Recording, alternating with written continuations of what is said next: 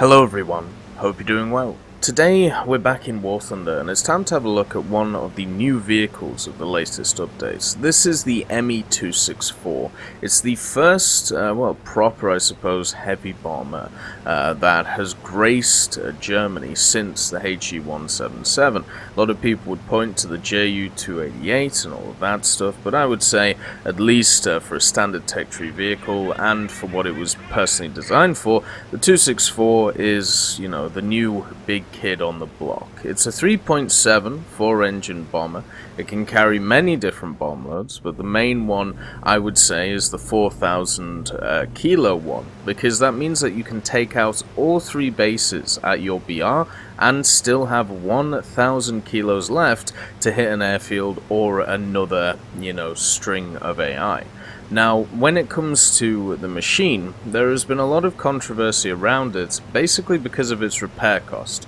Now, I'm going to go through today why its repair cost is so high, and why, at least through statistics, why it makes sense to me that the repair cost is so high, especially for machines like this, the B-29, the Tu-4, and so on. So the first thing you have to understand about the ME-264 is it doesn't die a lot. To spade this vehicle, I have had 8 battles in it, 6 victories, 4 deaths in those 8 battles, so about 50% death rates, but the key thing is, I have only died to a player once. I died to a P-61, who was able to climb up to me and take me out, whereas every other time it was me crashing on landing because, it's quite hard to land because of how the gear themselves are not very low and also the weight of the aircraft, but also just because of me personally screwing up, right? So at the end of the day, you could actually put that down if I was a slightly better player just to 1 death out of 8 battles. So already there, since I've now fully spaded it, I still have 6 free repairs on it as a fully spaded vehicle. So even then, if you are just looking to fully spade it, you won't pay that 50k repair cost. I mean, I'm running premium right now. Even if you aren't running premium, you still, with those 10 free repairs, if you're running at the level that I am, you still should be able to spade this thing without having to pay a cent when it comes to repair cost. So repair cost comes in for this machine after you've already spaded it, and as I'm showing you with this technique in this battle, it's quite easy to make sure you don't get shot down. I haven't even reached the 3 bases yet. We're about halfway across the actual battlefield, and I'm at 6,000 meters.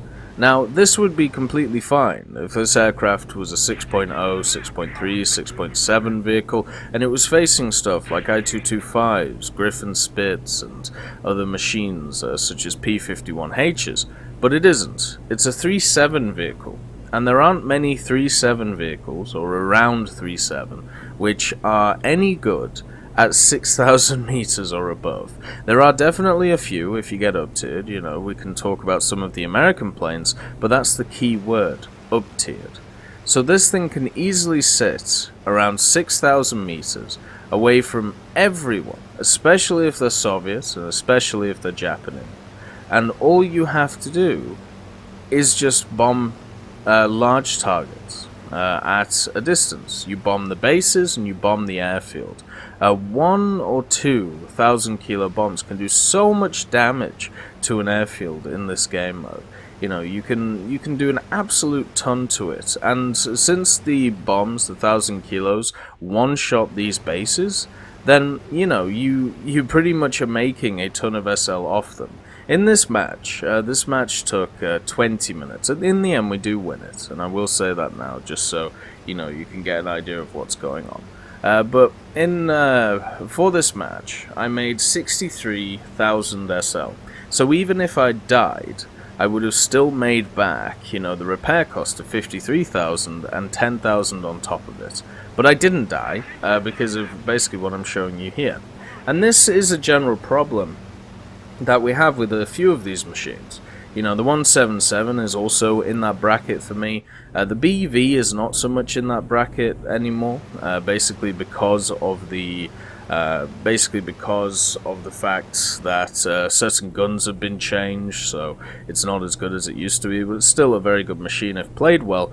Machines like the B-29 are still in that bracket, and even, as we said, the Tu-4 as well. So there are these megalith bombers which are sat in a place where they can be untouchable, which means that their repair costs are going to go through the roof if they're played correctly. As you can see, we've been in this battle for about 7 minutes now.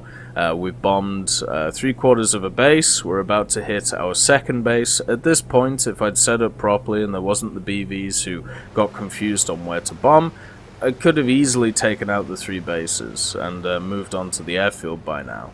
And nothing has come anywhere near me. And it's not because people went low, it's because I'm at 6,600 meters. And by the time that I'd got halfway across this, map, I was at 6,000.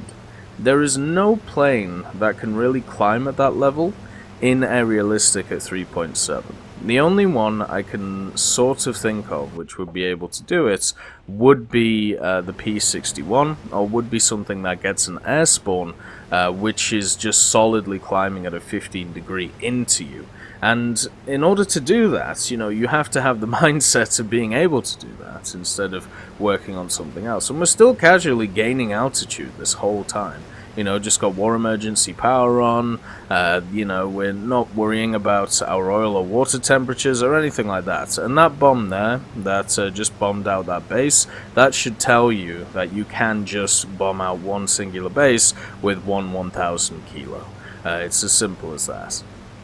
So we're setting up now to the airfield just to drop our other 2 1000s, which we could have used to hit the bases if we're allowed. And another thing I do want to mention, the cockpit on this, even though it's a placeholder cockpit, it is a wonderful cockpit. I really like this open kind of glass way that the Germans do their cockpits. It's very reminiscent of stuff like the B-29 as well, giving you maximum visibility. And stuff like the Ju-88 and also the Me-264 and many others, such as the Ju-288 and also the 388. I really like the design that they decided to go for, even though, you do have quite a few blind spots. They're incredibly small, so it's not that much of a big deal. Now, another thing to also talk about with the 264 is its defensive armament. Now, I've personally not used it a lot. Basically, the only time where I have used the defensive armament on this machine is when I've done what I've done here.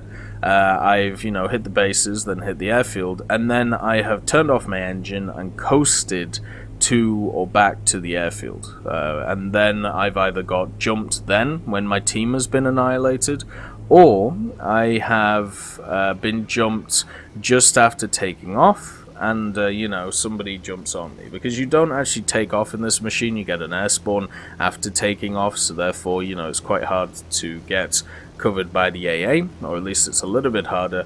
So bombs are away. We set up in a decline towards the airfield. We cut off the engines, and you could pretty much just leave it here.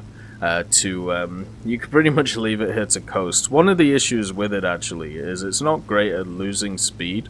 So even you'll see here going across the way, I don't lose enough speed to actually get to the airfield and behind. And also we've made a nice 4,300 or about 8,000 SL by hitting that airfield, because we hit it with 2 1000s. And also it takes off about a quarter of the health of that. So if we were being honest, if we had the full 4 1000 bomb load and we were allowed to hit it, it would probably take us 2 bomb loads to kill that airfield, which is incredibly strong for a machine like this. One of the key things to a lot of these larger vehicles, so the Farman, the F222 and the NC2223, these to me I see as kind of game-breaking vehicles at low tiers. A lot of people don't play them, but if you get a 4 stack of Farmans, you can end the game within 5 minutes. You can do the same thing with the 264.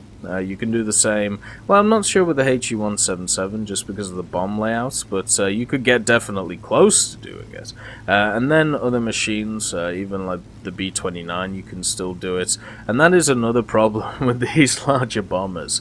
If somebody wants to dedicate a 4-stack to them and wants to do this, you can grind a lot of SL, you can grind a ton of, RP and XP if you want to, if you have a 4-stack together, or 4 people in a squadron, because you can end games so quickly. You'll annoy a lot of people while doing it, but it is justified because it's part of the game mechanics, and a lot of people want that changed. I think it's, I would personally like to see more bases, more objectives, or maybe respawning airfields, something like that.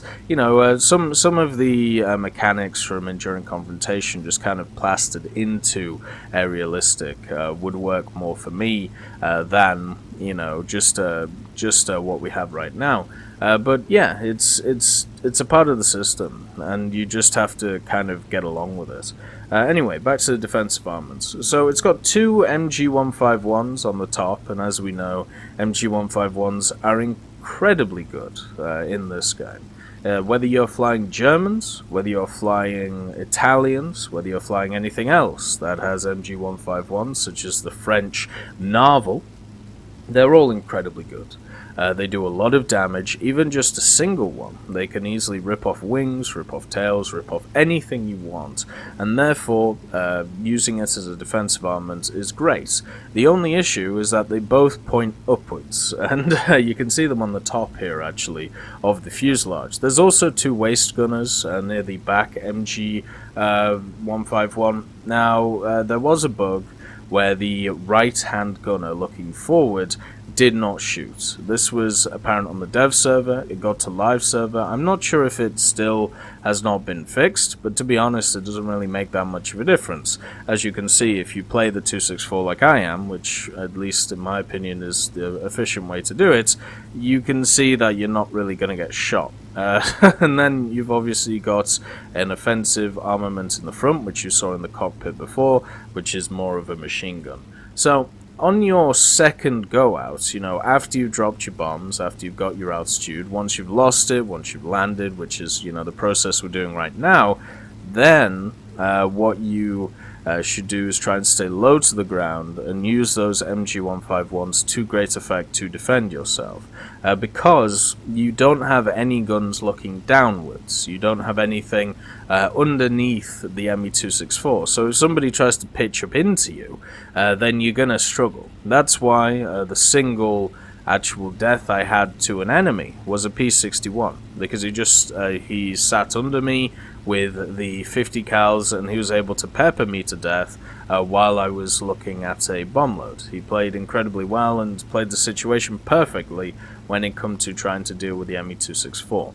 Now, as you can see, losing speed in a fully spaded ME-264, even at 0 throttle, not the easiest to do. I thought it would be slightly easier for machines like this to kind of flop out the sky, but obviously not when it comes to, this game. Now, I would like to thank somebody who I was playing this match with. He's called Loganator, and he played incredibly well.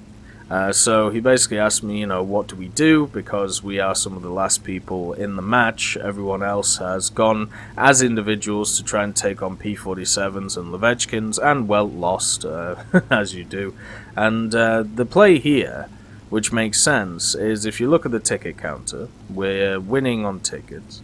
If you look at what's left, we've got me and a BF-109 in the form of Loganator, and he's got 3 kills. So he's obviously a good player, and also, I have faith in him defending me. So, the play is for me to land, get some bombs, go bomb either those light vehicles or the airfield again, depending on how quick those light vehicles are dying, and then all I have to do as an individual is hit those light tanks and we win. And all that Logan has to do is defend me and use me as bait. Now, this doesn't sound like a very kind thing to do to a lot of people, but sometimes you have to set up these 2-on-1 situations for you to come out.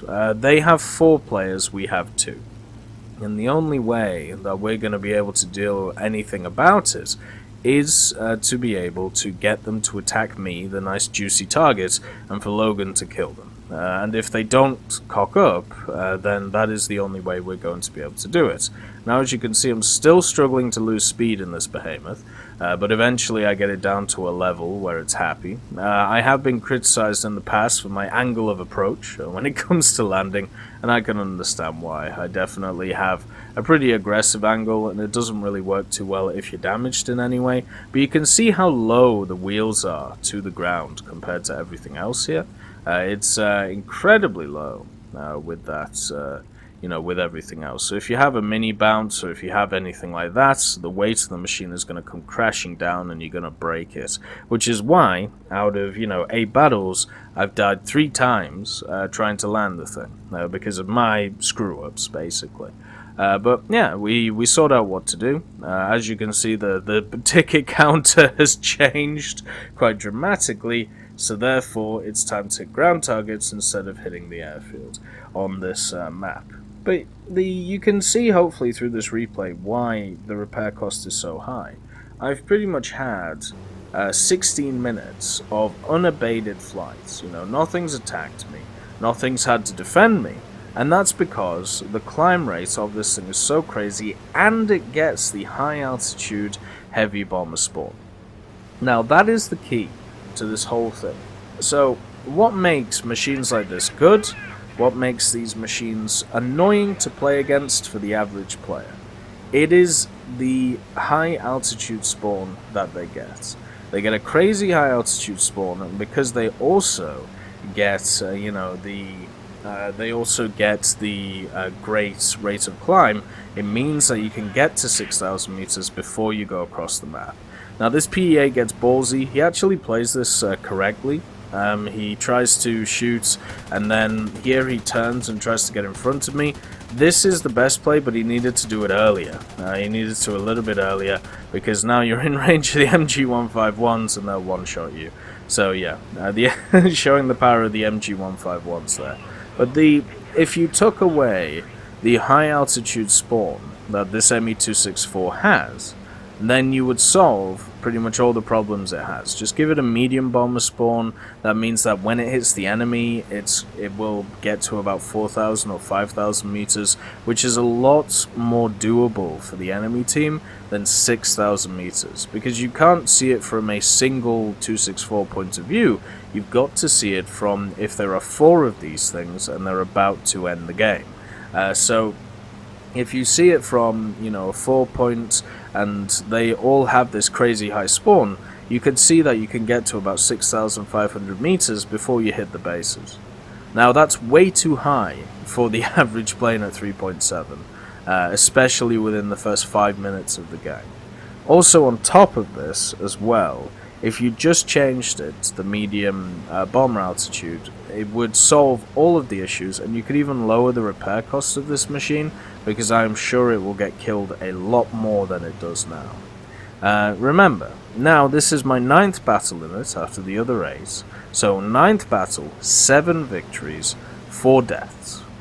That's what we're at. So I still have my 6 free repairs. I'm still making free money in this machine, and I'm pretty sure I could play 20 more battles and still have some of those 6 free repairs, because that's just how good this machine is at surviving. And a lot of people look at statistics without looking at everything else. Like, a lot of people point towards the 2A5, the Leopard. Why does it have such a high repair cost? Or maybe the Type 90 back in the day, or maybe something like, I don't know, the TU4. And the question is because people have figured out the efficient way of playing them, and because of that efficient way, they're able to, kind of take over the game in ways that you may not imagine. So it may be worth every time you see a vehicle with a really high repair cost, why not try and work out why it has that repair cost? Why not, you know, try and see, well, is its rewards really high, so it's kind of a risk-reward thing? Is it that it's really good in game? Maybe there's a specific skill that I'm missing that it's really good for. Maybe, you know, there's a specific playstyle that I need to think about. You know, there's all of these things, and it's the same with the ME-264. And I hope that, you know, when you see anomalies, when we look at stuff like the repair cost of this, that gets people's minds going. It gets people thinking about, you know, why stuff like this is happening in the game.